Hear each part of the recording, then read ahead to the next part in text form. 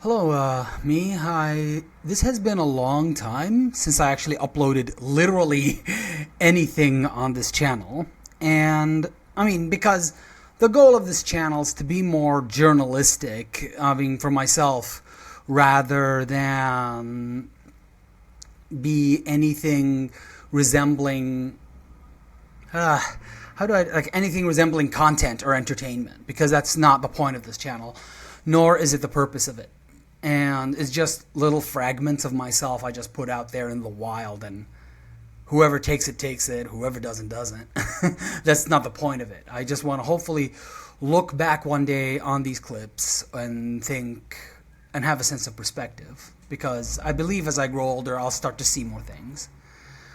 The reason I'm even making all of this is basically to let something go. There's a certain drill in my own brain that has been affecting me, and it's been really hard to let it go.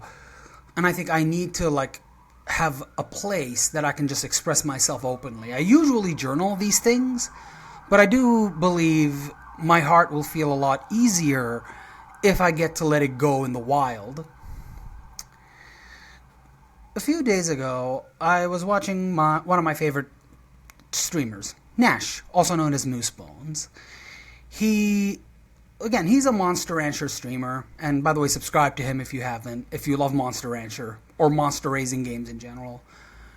And he sometimes does this annoying thing of which he bitches about the political left, the political right, particularly the anti-wokes. And I just sitting there in the back of my head going, oh my god, man. I'm here to just watch Monster Rancher. If I wanted to listen to some left-wing drivel, I would be watching H-Bomber Guy. But putting that on the side, what basically on his frustration with the anti-wokes, he basically described them as perpetually angry losers. That actually hit me like a truck. That actually made me feel a little insulted, because it was not that long ago that I was one of those so-called perpetually angry losers. I looked at their world. I seen the world from their perspective very, very closely. I understand why they see the world the way they do. Many of these people are escapists who have decided that the frustrations of a drastically and rapidly changing world were too much for their minds and hearts to handle, especially when you have a societal hypocrisy that gives you a two-faced mentality of, your problems are either are systematic, therefore you need some kind of fundamental change in the system to remedy these problems, versus the individualistic self-improvement, just be better bro kind of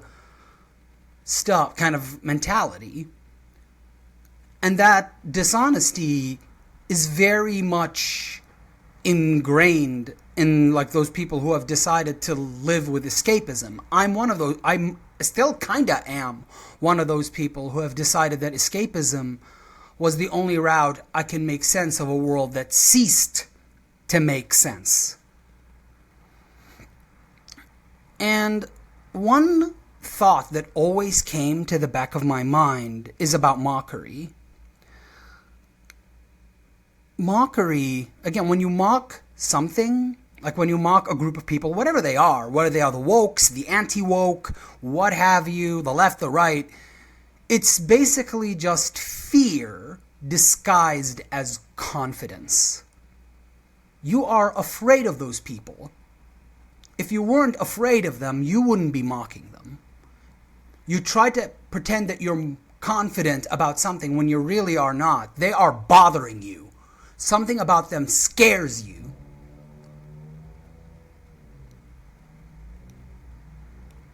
maybe you don't know that something about them scares you. And that's funny because when I was on the other end of that spectrum, on the other end of that sphere, the quote-unquote wokes scared me. They scared me for one big reason. I was like, I just want to enjoy my hobby and be left alone. I don't want your ideology to be shoved down my throat. I don't want this to be the new, like, Christian movies kind of thing, where you subtly just proselytize your belief system under the guise of entertainment.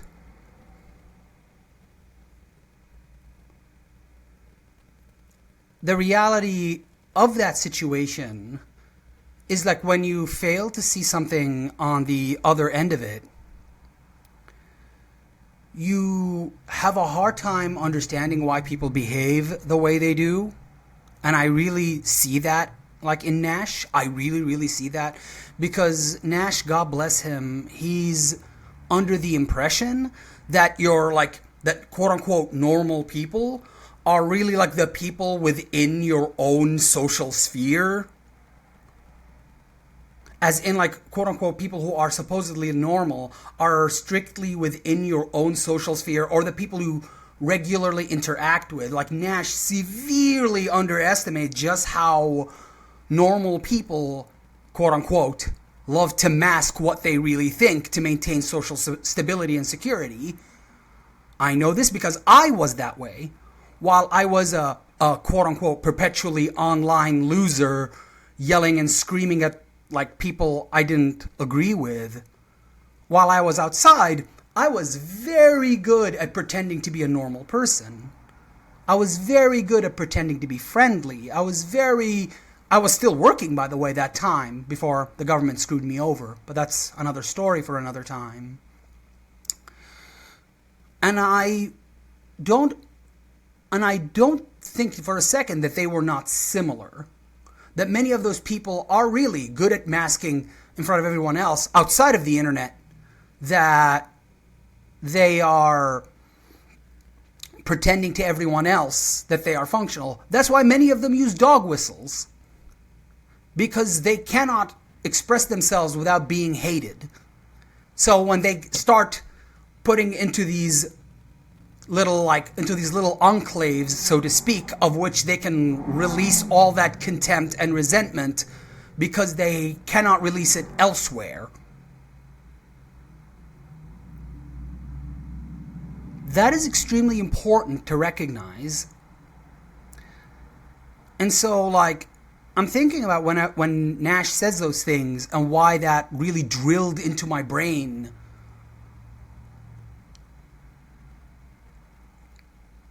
It made me like, I am so glad I'm watching you now after I've stabilized, and not a few years back where I just just stop watching and not come back, but then make like 1,000 videos about this progressive with no emotional awareness. Which I've noticed some things, but I'm not gonna shit talk Nash behind his back like that. It's not healthy, it's not prudent, nor is it responsible. It's just me expressing my thoughts about this kind of people, and I don't like being like a passive-aggressive coward when I know who the person or what the person is. I don't like, some people or other people, or because I'm not a coward. If I want to express myself regarding certain events, I express what's the source of it. And I'm of course talking very, very stream of conscience-esque. I've not made a script or anything so I could organize my thought pattern.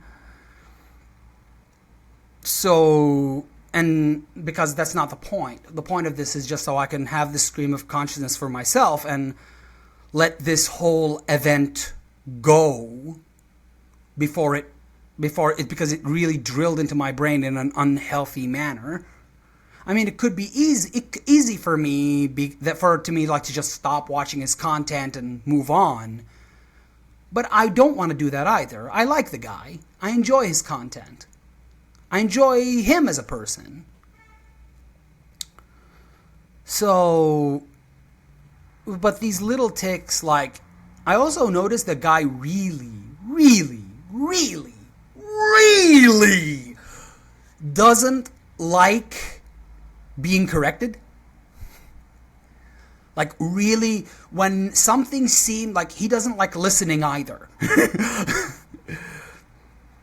Whenever someone says something or anything that seems to go against how he sees reality, he is laughably dismissive of it. It's like reality only exists within his own frame of reference.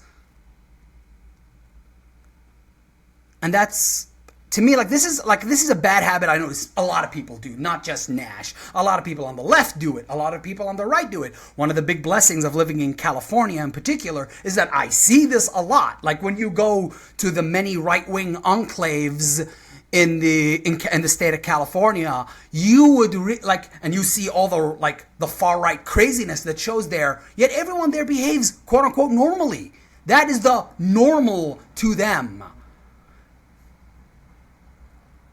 Because when you have a sphere of people whom you only share certain ideas and identities with, and you can be socially functional with them, then you can get away with the more crazy bullshit you can believe in. Because you're if most people within your social circle believe the same things you believe, then that would become normalcy to you.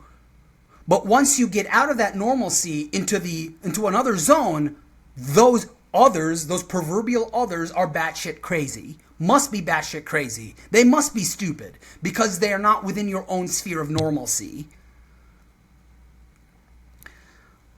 I can speak a long time for this. That itself is a 2-hour video I can dedicate about this, because I've been blessed and cursed with seeing a lot of perspectives in the world. I've talked to religious fundamentalists, I've talked to white nationalists, I've talked to communists, I've talked to people across the spectrum. And usually the people, the parts of the spectrum that everybody else hates, because when you grow up being a reject, feeling that you've been rejected by your society, you kind of understand other brands of reject. So I guess because I have that bigger frame of reference and that I can understand those people's behavior at a much deeper level is why I think I got aggravated as much as I did, especially since that hit so close to home to me.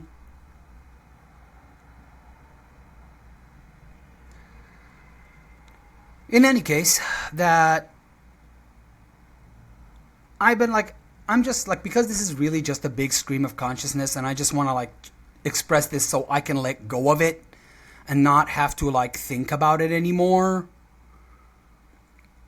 any more than I have to, because there's much I wish I could say about all of this, about all of these environments and all of these circumstances that have led me to understand the world the way I do, but that's not the point of this video. The point of this video is just to release certain frustrations that I have out into the internet ethereal waves before they start to rot in my brain, so to speak, and start to bring harm to my well-being. And for whoever's listening to this, thank you very much for listening. And if you found any value or insight from this, I'm glad you find that insight and valuable. That being said, I wish whoever is listening a pleasant day, and do take care of yourselves and know that you matter.